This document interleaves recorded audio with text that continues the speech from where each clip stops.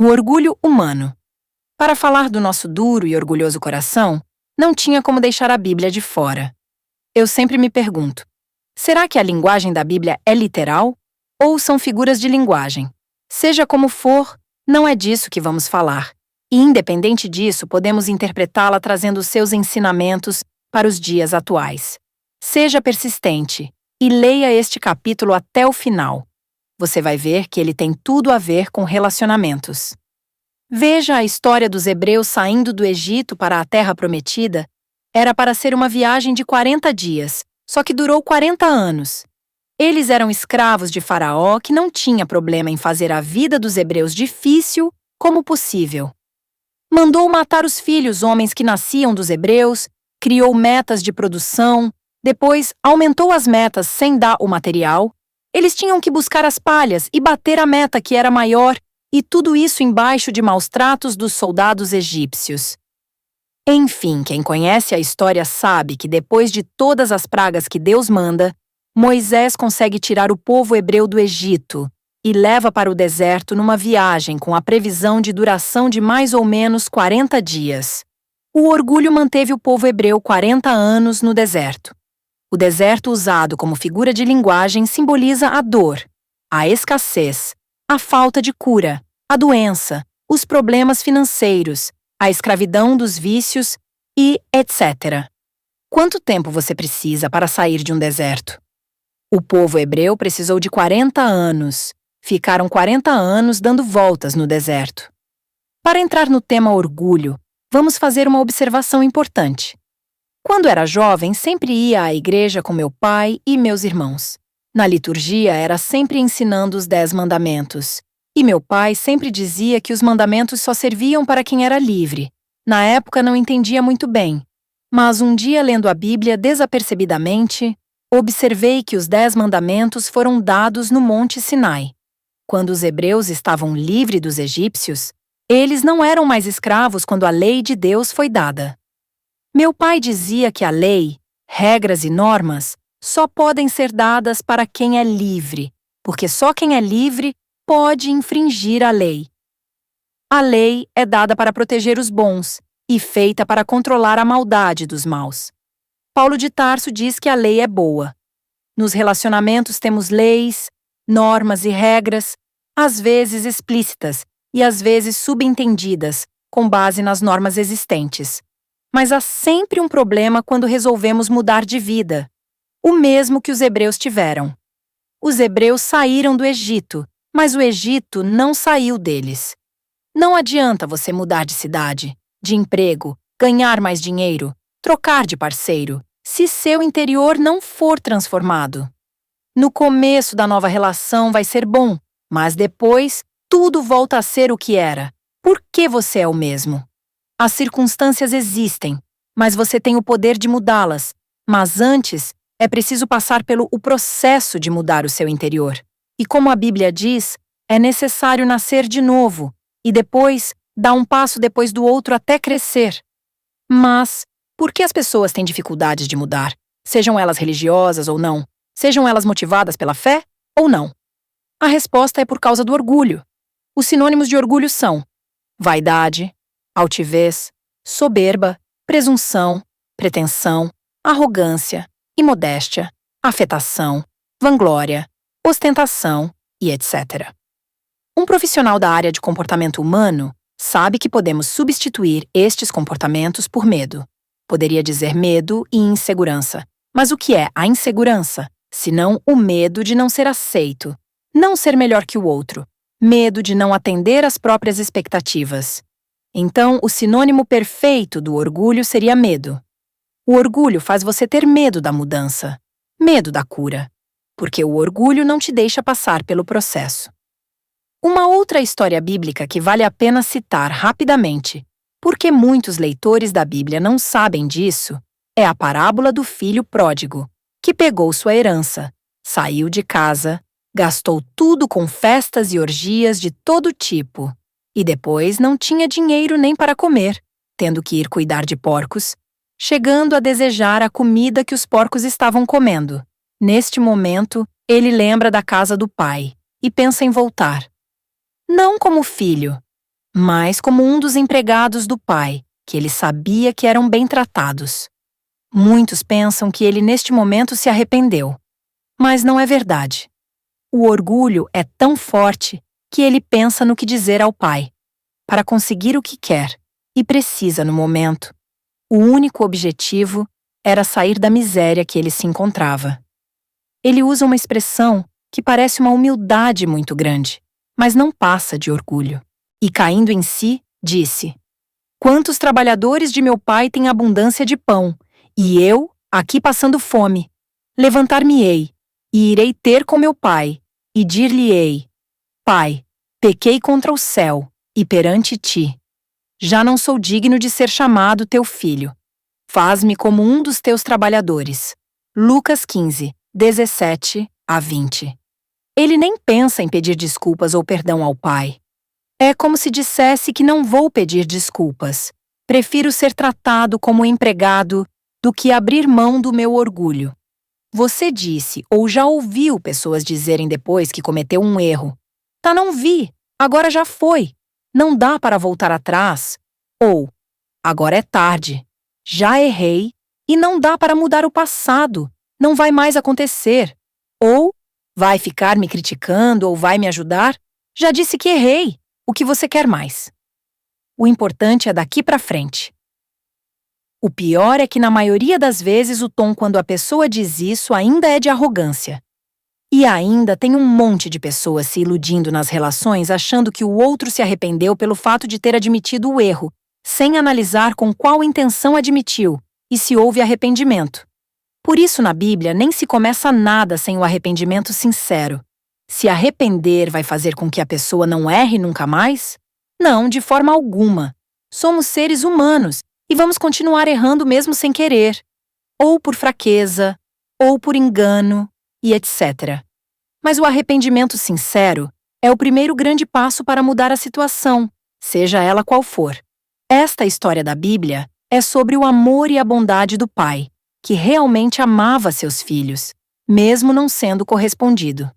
A história deixa claro que os filhos só queriam os bens do pai e tudo que o pai podia lhes proporcionar.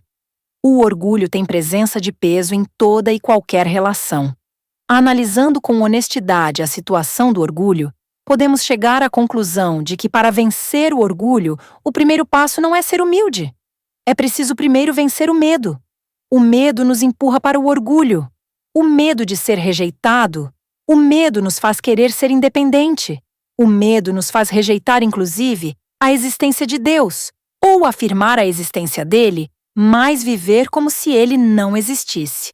É por isso que a Bíblia sempre fala para não termos medo. Não tenha medo. Isaías 41, 10. No amor não há medo antes. O perfeito amor lança fora o medo, porque o medo envolve castigo. E quem tem medo não está aperfeiçoado no amor. 1 João 4, 18. É o medo que não te deixa se entregar a uma relação 100%. Quando Adão e Eva comeu o fruto que não era para comer, Deus tinha alertado sobre as consequências. Deus disse: "Vós não comereis dele, nem o tocareis, para que não morrais." Gênesis 3, 3. A conclusão que podemos chegar na relação entre Adão, Eva e Deus é que Adão e Eva não se entregaram 100% ao relacionamento que tinham com Deus. Ao contrário, Deus o fez, decidindo amá-los independente de suas ações e sabendo do poder que o próprio Deus deu a eles de serem independentes e decidirem por si próprios, tinha preparado um plano para que eles não se destruíssem por completo nas suas decisões erradas. Quando Adão e Eva comeram do fruto que não deveriam comer, e Deus chegou no paraíso do Éden como de costume para conversar e passear com eles, o que aconteceu? Adão e Eva se esconderam, porque eles tiveram medo. Eles tiveram medo não porque estavam arrependidos ou porque estavam tristes, por não ter ouvido a Deus, e não queriam ver Deus decepcionado com eles.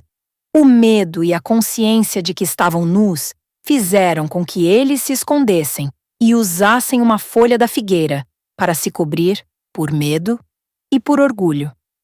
Você já imaginou se eles não tivessem escondido de Deus e sim corrido para Ele e dissessem: Senhor, olha o que aconteceu. Comemos do fruto da árvore que você disse para não comer e agora estamos conscientes da nossa nudez. Por favor, nós erramos, nos ajude. Isso mostraria que eles, embora tivessem ouvido um conselho errado, o que importava era a relação deles com Deus. Mas, sem se arrepender e com o coração cheio de orgulho, colocaram a culpa um no outro. Adão colocou a culpa no próprio Deus, por sua decisão de comer o fruto. Ele disse: A mulher que tu me deste me deu fruto para comer. A mulher, por sua vez, disse que a cobra era a culpada, pois a enganou. Colocar sempre a culpa no outro pelos nossos próprios atos, pelos nossos fracassos, pelos nossos erros, pelas nossas decisões erradas, é uma doença e, pelo jeito, ela é bem antiga. Você já teve ou já viu um relacionamento de duas pessoas que uma está sempre protegendo a outra? Às vezes a pessoa faz cada burrice e a outra fica lá esperando ela mudar e agir diferente. Se você não viu na vida real, já deve ter visto em filmes. Tem caso que a pessoa inconsequente, a que toma decisão sem pensar, chegará a colocar a vida do amigo e até de outras pessoas em verdadeiro perigo. Se o filme for de comédia, você pode até rir de muitas das situações, mas longe das ficções, a realidade de uma relação assim não tem nada de engraçado. No caso de Adão e Eva, eles comeram da fruta porque queriam ser como Deus. Eles não se arrependeram. Colocaram a culpa em Deus e na serpente, e continuaram a vida. O orgulho é exatamente isso. Não vou pedir desculpas. Eu errei? Você já sabe. E vida que segue. Pelo menos naquele momento, Adão e Eva não ficaram igual a Deus. Deus era e é onipotente, onisciente, onipresente, imutável e eterno. Nada disso Adão e Eva se tornaram, mas Adão e Eva representavam a humanidade naquele momento. E pelo que tudo indica, a humanidade continua perseguindo este desejo de ser igual a Deus. Parece que está conseguindo, ou perto de conseguir. A humanidade representada por Adão e Eva não se arrependeram, mantiveram seu orgulho, inclusive quando eles se cobrem com a folha da figueira. Passam a seguinte mensagem: pode deixar a gente resolver sozinhos. Então, Deus vem e mata um animal, e faz com a pele roupa para ambos. Até aquele momento, eles não sabiam o que era morte, se alimentavam de frutas e vegetais, que é o que os veganos tentam fazer atualmente. Foi somente depois da queda de Adão e Eva que a humanidade passou a se alimentar de animais e a comer vegetais e verduras cozidas. Enfim, sem arrependimento, sem a consciência real de toda a consequência que um erro pode causar, a humanidade continuar tentando excluir Deus e, ao mesmo tempo, desejando ser como Ele. Veja onde a humanidade chegou. Com um celular Android na mão, as pessoas têm um instrumento de ciência com todo o conhecimento de coisas boas e coisas ruins. Com um Android na mão, estamos no caminho de ser igual a Deus. Somos onipresentes. Com um Android ligado à internet, podemos estar conscientes em qualquer lugar. Podemos alcançar a onisciência com o chat GPT. É só pedir. É só perguntar para o chat GPT ou o Google e você vai ter a informação que deseja. É claro que este é um exemplo não lapidado, mas estamos no caminho. A humanidade deseja isso, inclusive a eternidade de Deus. Nem eu, nem você e ninguém é capaz de imaginar o quanto e há quanto tempo vem sendo investido tempo e dinheiro para as células humanas continuarem se renovando com a mesma capacidade da juventude, ou seja, para as células humanas nunca envelhecerem. Isso não significa só juventude, significa nunca morrer. Se as células sempre se renovam, você vai permanecer jovem e saudável para sempre. A humanidade quer tanto ser como Deus, mas não quer ter o caráter de Deus. Quer ser Deus no poder e na natureza imutável e eterna.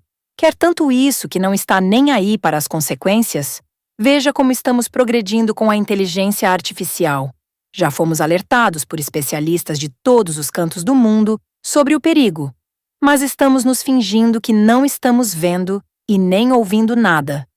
Provavelmente, quando não tiver mais volta e a consequência surgir, vamos nos cobrir com uma folha da figueira, uma solução fraca para um momento de emergência, que no primeiro vento forte será tirada de nós e estaremos simplesmente nus, sem solução alguma para a besteira que fizemos.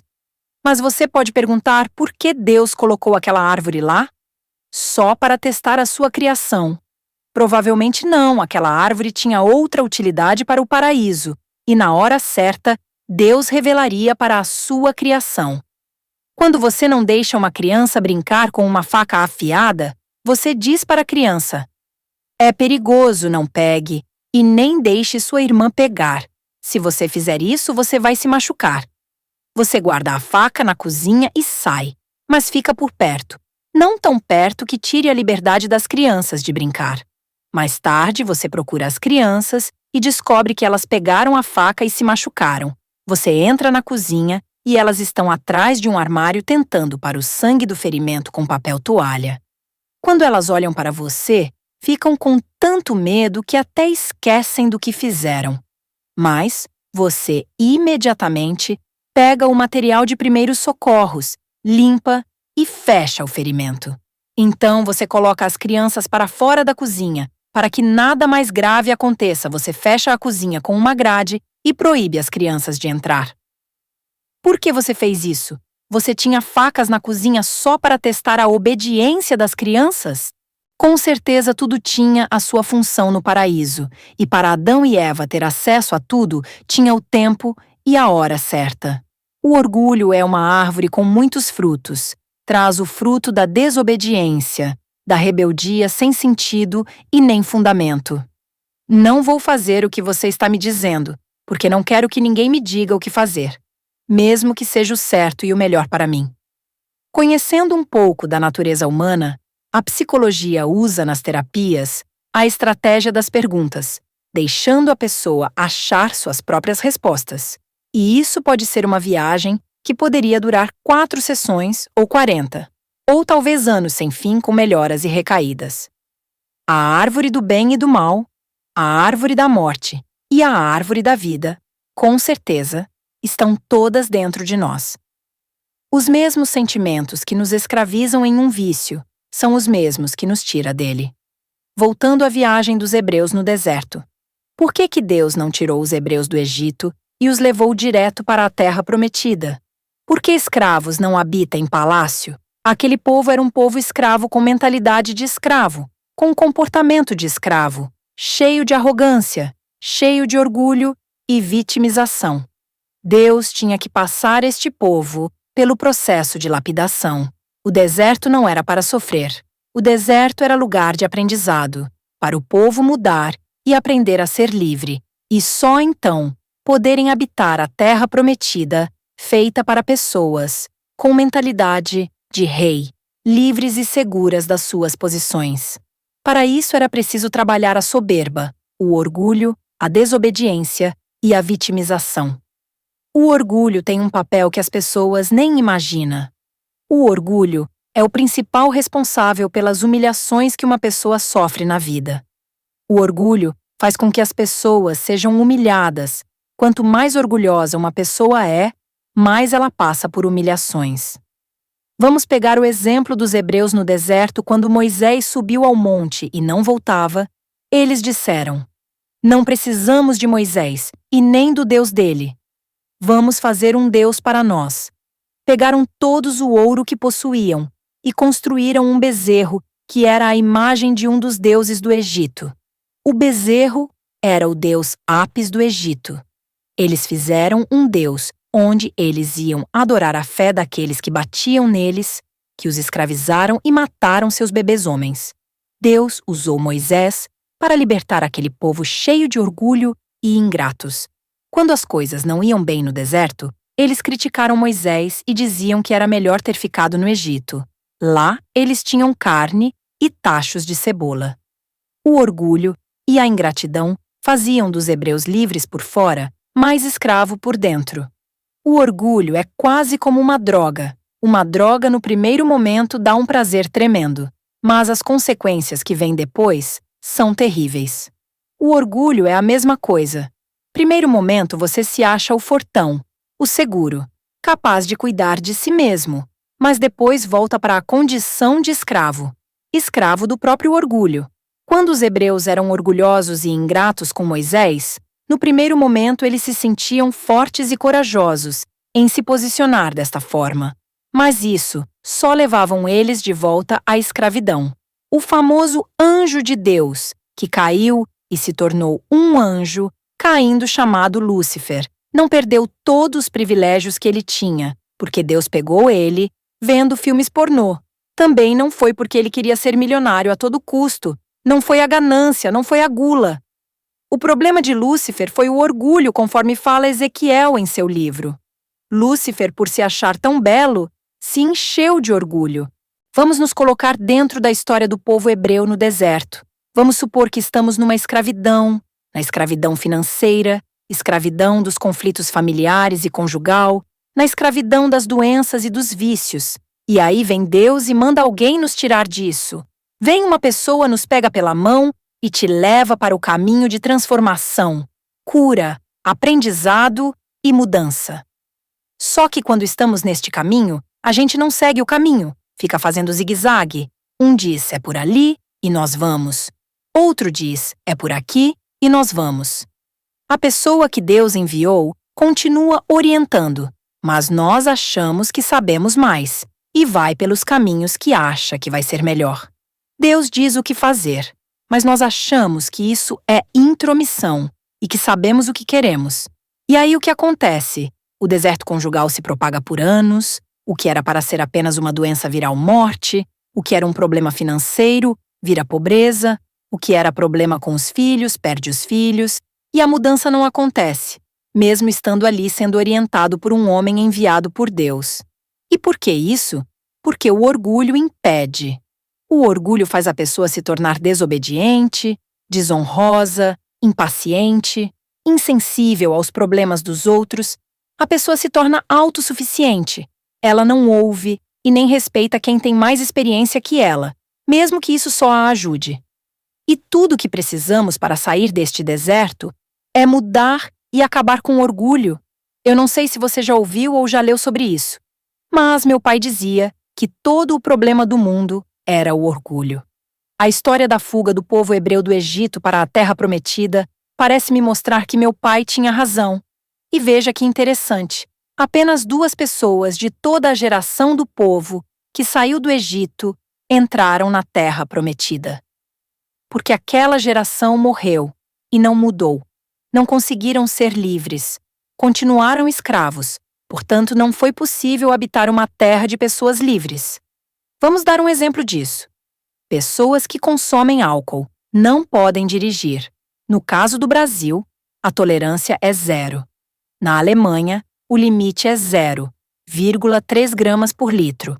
Nos Estados Unidos, o limite de álcool para motoristas é de 0,08 BAC, Blood Alcohol Content, que significa aproximadamente 2 latas de cerveja.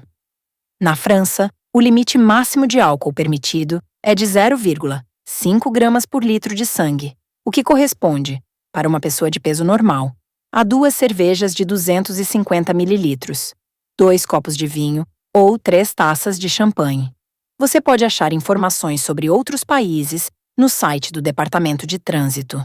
Mas o que eu quero dizer é que esta pessoa que pode estar travando uma luta contra a escravidão, do vício, corre o risco de perder a liberdade de locomoção e ainda colocar a vida de outras pessoas em risco se não respeitar os limites determinados e os seus próprios limites. Essa pessoa pode perder o direito de dirigir o próprio carro, mesmo o carro sendo dela. O carro é dela, mas ela não está preparada para tê-lo e nem para usufruir dele. Dependendo do caso, a pessoa nem chega a tirar uma licença para dirigir, ela tem que primeiro provar que está liberta da escravidão do vício, que pode envolver outros alucinógenos além do álcool. Às vezes criticamos muitas coisas na Bíblia sem saber o porquê que teve que ser assim. só conhecendo muito do ser humano para saber quando ele está preparado para a próxima fase da vida. Ninguém consegue atravessar o deserto por conta própria, é necessário. No caso de você professar uma fé cristã, você sabe que não estaria aqui se não fosse Deus, e se você estiver no deserto, sabe que não vai sair sem a ajuda de Deus. Mas primeiro você tem que querer isso, e essa é a função principal da fé: nos sustentar na nossa decisão. A meta é sempre o bem, porque nós temos dentro de nós a noção do que é bom e saudável. Saber disso é uma advertência contra o orgulho, e mesmo que você não acredite na existência de nada que seja maior que você, mesmo assim você não consegue sair do deserto sozinho, nem fazer nada sozinho. Seja o que for que você fizer, vai precisar sempre de conhecimento, recursos e ajuda de outra pessoa. A única coisa que você faz sozinho é decidir. A sua decisão depende de você, mas mesmo assim, você precisa estar vivo e saber quais são as suas opções. Não ter orgulho é deixar quem sabe mais que você te conduzir. Hoje, quando uma pessoa reconhece que a outra sabe mais que ela, a pessoa se sente humilhada, desperta nela a inveja sobre o outro, ao invés de despertar a admiração. Vamos entender o que é humilhação na realidade. Quando alguém diz que você é uma pessoa desprovida de boas maneiras e de conhecimento, a pessoa que diz isso não está te humilhando, ela está te ofendendo, está mentindo a seu respeito e te desrespeitando. Ofensa é diferente de humilhação. Não importa de que forma ela faça isso. A única forma de humilhar alguém é dizer a verdade que está escondida. Nas terapias, as pessoas têm dificuldades de revelar certos acontecimentos e comportamentos. Algumas pessoas precisam literalmente de anos, porque determinadas situações as fazem se sentir humilhadas. Quando alguém traz à luz os seus defeitos, sem a sua autorização, trazem de forma errada. Isso é uma humilhação verdadeira. Mas quando você mesmo faz isso, não. Quando você mesmo se humilha, você expõe seus sentimentos para fechar um ciclo que está aberto na sua vida, isso é uma humilhação nobre e saudável. De que forma você faz isso? Pedindo desculpas se você feriu alguém, ou perdoando se alguém te feriu. Tem pessoas que fazem isso o tempo todo, mas não é sincera. A pessoa se humilha literalmente só para se manter numa posição de vítima. Este tipo de comportamento é a pior face do orgulho. Quando eu reconheço que sou um ser humano, e sou falho, e trago luz sobre os meus erros e me humilho, admito que mentir, trair e etc. Isso dói. A humilhação dói. Mas só eu tenho este poder. O poder de quebrar o meu orgulho. E isso cura. É um remédio amargo que ninguém quer tomar, mas quando a pessoa cria esta consciência, que é preciso e faz, a pessoa se torna realmente saudável e forte, pronta para habitar a terra prometida. As outras pessoas podem tirar a sua paciência, podem te irritar, mas te humilhar não, só se você deixar. O que mais adoece as pessoas é tentar convencê-las de que ela é perfeita, que ela não errou, e se errou, é culpa de outro, não dela. O que é diferente de reconhecer que ela é amada, que é especial, que é muito para as pessoas que ama. Mas a mensagem que está sendo passada no momento não é essa. As pessoas estão sendo convidadas a serem narcisistas, egoístas, preocupadas com a imagem de beleza externa, o que é diferente de se preocupar com a autoimagem, com um caráter ilibado, com a honestidade, com não ferir o próximo. As pessoas que se dizem mais sensibilizadas com os problemas do mundo são as que menos ajudam. A maioria não faz nada. Jogam lixo no chão e não arrumam o próprio quarto. As pessoas estão se destruindo no próprio orgulho, não querem ouvir ninguém, não querem saber dos seus erros, estão acreditando que são boas e perfeitas e não precisam mudar, fazendo a mesma coisa que Adão e Eva fizeram. Adão: não, Deus, o erro não é meu, é seu que me deu esta mulher, lembrando que eu nem pedi. Eva: não, Deus, não tenho culpa. Foi a serpente aquela falsa que me enganou? Ela fingiu ser minha amiga, disse que ia me ajudar a ser como você, de um jeito rápido e fácil. O mesmo eram os argumentos do povo hebreu no deserto. Moisés, queremos carne, queremos água, porque você tirou a gente do Egito para sofrer no deserto. Somos pessoas maravilhosas, perfeitas e especiais. Nós não podemos ficar aqui sofrendo sem ter o que queremos. Moisés dá seu jeito e agiliza. Parafraseando a Bíblia, Moisés poderia dizer que foram eles que pediram. E foram eles que vieram para o deserto, porque quiseram. Mas não há registro que Moisés tenha dito isso. Nesta situação, Moisés foi falar com Deus para atender os desejos daquele povo ingrato, que morreu sem mudar o coração, afogados no próprio orgulho. Segundo a Bíblia, o povo hebreu orou pedindo a Deus para salvá-los daquela escravidão. Deus ouviu e enviou Moisés para tirá-los do Egito. Além de tirar eles de lá, Deus ainda preparou uma terra para eles, onde estariam livres e prósperos. Mas tem uma outra espécie de orgulho que é sustentado pelo vitimismo, podermos reconhecer como uma patologia, e realmente é. Este tipo de orgulho faz com que as pessoas tenham orgulho de ser miseráveis. Para facilitar o entendimento, vamos falar sobre o Diógenes, que se autodefiniu o homem mais humilde que existiu. Diógenes, conhecido como o Cínico, foi um filósofo que viveu na Grécia Antiga, que fazia da miséria uma virtude. Andava maltrapilho e teria vivido em um enorme barril, onde residia com seus cães. Vagava pelas ruas com uma lamparina, durante o dia, alegando estar à procura de homens honestos e virtuosos.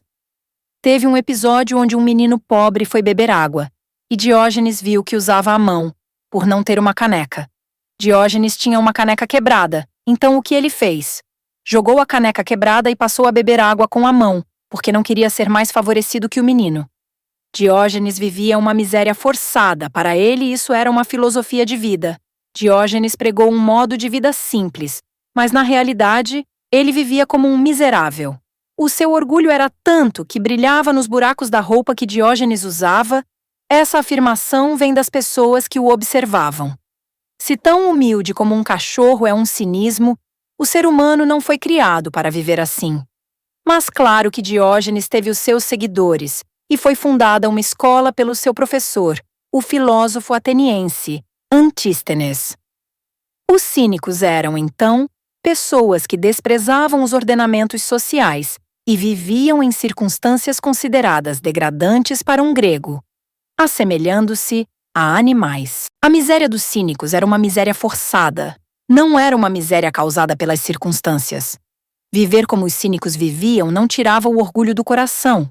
Muito pelo contrário, o orgulho brilhava nestas pessoas mais forte ainda, por acharem ter uma virtude acima de todas as outras.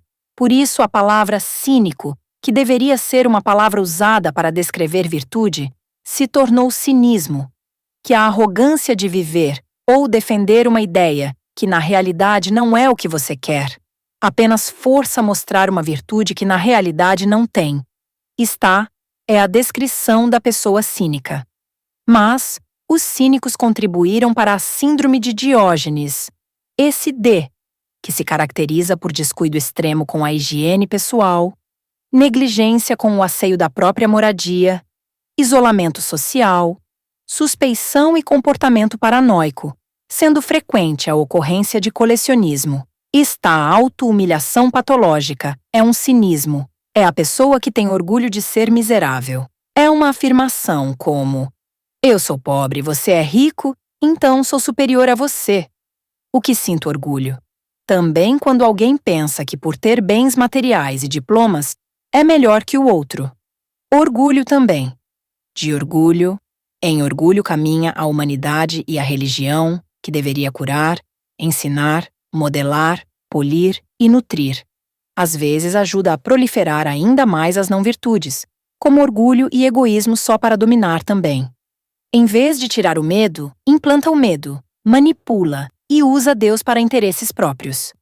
Histórias como a de Adão e Eva, Abel e Caim, a relação de José com os irmãos, o êxodo do povo hebreu, são fontes preciosas de cura para muitos desvios de personalidade. Se forem interpretadas de forma correta, e sem manipulação, são ensinamentos de prevenção, que todos podem aprender se interpretar com profundidade e clareza. Mas são usadas na maioria das vezes, infelizmente, para gerar medo e autocondenação. Triste. Brigam entre si se alguém recebe uma outra luz de entendimento na interpretação. Colocam nomes e descredibiliza o outro. Então vêm as teorias, e mais teorias baseadas no mesmo ensinamento. Como, por exemplo, a teoria da libertação que dizia que Jesus tinha opção radical pelos pobres. Jesus não tinha opção radical pelos pobres. Se Jesus tivesse opção radical pelos pobres, ele estaria fazendo acepção de pessoas. Ignoram a presença de ambos na vida de Jesus. Ele se sentava com todos. Ele foi para um túmulo rico de um amigo rico. Na Bíblia não diz que Deus amou os pobres de tal maneira que deu seu único filho para salvar a humanidade. Lá está escrito que, porque Deus amou o mundo de tal maneira. João 3:16. Eu não preciso ser pobre para mostrar que sou bom, ou que sou amigo de Deus, e nem preciso deixar-me humilhar para mostrar que Deus é meu amigo.